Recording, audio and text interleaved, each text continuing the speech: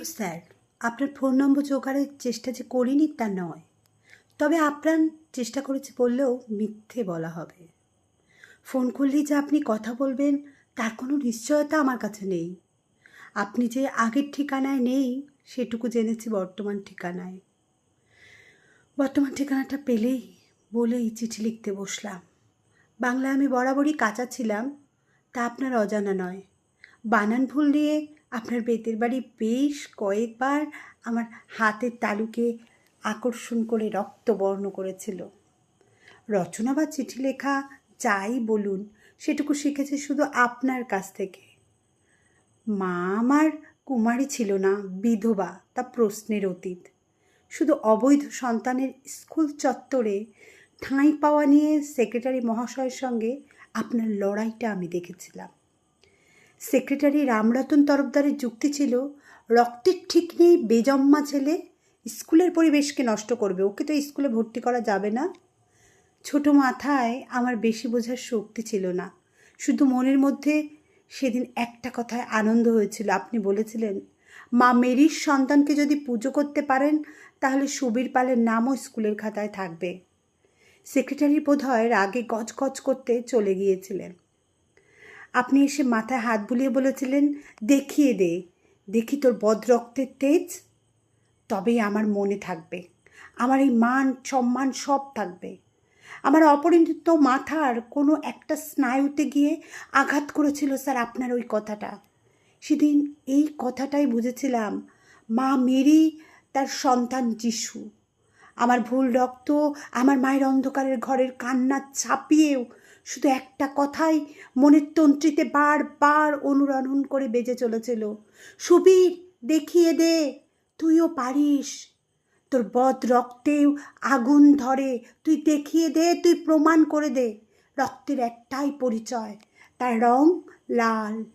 কি দেখাতে হবে তাই ক্লাস 5-এ স্যার বুঝিনি, শুধু বুঝেছিলাম এই ইঞ্চিপার ধুতি পরা, ঘিয়ে রঙের পাঞ্জাবি পরা, উস্কো খুস্কো কাঁচা পাকা চুলের বেণীমাধব স্যার, তাই মোটা চশমার ফাঁক দিয়ে শুধু আমাকেই লক্ষ্য করেছেন। একটু পড়ার ফাঁকি দিলেই লিকলিকে বেতের ঘা আমার পিঠে পড়বে।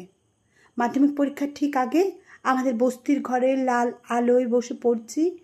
পাশের ঘরে বাংলা মদ খেয়ে লক্ষিন্দর ওর বউকে খুব পেটাচ্ছে। হই হট্টগোলের সময় উঠে দেখতে যাওয়ার ইচ্ছেটাকে দমন করেছিলাম, শুধু স্যার আপনার ভয়ে।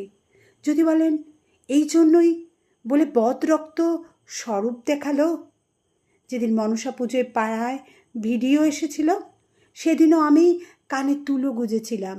যদি বেণীমাধব স্যার বলেন, আমার টিফিনের আপেল কলা খেয়ে তুই ভিডিও দেখে সময় নষ্ট করছিস, সেদিন কি এই সুবীর আর চোখ তুলে তাকাতে পারবে? মাধ্যমিকের রেজাল্টের পর যখন সেক্রেটারি হাত থেকে কীর্তিছাত্রের পুরস্কার নিয়েছিলাম, সেদিন যে আপনার চোখের চশমাটি ঝাপসা হয়ে গিয়েছিল তা বুঝতে পেরেছিলাম। আপনি বলতেন, দেখিস সুবীর, লেজ গজায় না যেন, তোর মাধ্যমিকে ভালো ফল করতেই হবে। শুধু অনেকটা পথের মাঝে একটা ব্রিজ পেরিয়েছিল মাত্র। তারপর তো কেটে গেছে কত বছর। আমি বস্তির ঘর, আমাদের পাড়া ছেড়ে চলে এসেছি বহু দূরে। মা চলে যাওয়ার পর কোনো এক দুঃসম্পর্কের মামা আমাকে নিয়ে চলে আসে কলকাতায়। তার ইচ্ছে ছিল তার চায়ের দোকানে আমাকে দিয়ে 5 মাস খাটাবেন ওর। আমি উচ্চ মাধ্যমিকের পর জয়েন্টে না বসে একটু কাপ ধুচ্ছি। হঠাৎ দেখলাম জয়েন্টের ফর্ম হাতে আমার সামনে আবার বেণীমাধব স্যার। কথার চাবুক হাতে আমাকে আগুনে বারবার পোড়ালো। বদরক্তের দপদপানি শুরু হলো। আমার সরকারি টাকা সাহায্য পাওয়ার পেছনে আপনার কলমের জোর ছিল কিনা জানি না।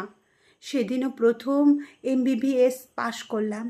সেদিন একটা কথাই বলেছিলেন, উপায় করো কিন্তু লোক ঠকিয়ে নয়। মানুষের শরীরের কলকবজার ভিতরে কি আছে সেটা রোগী জানবে না, কিন্তু তুই জানবি সুবীর। তোর রোগকে কবজা করতে হবে, রোগীকে করিস না।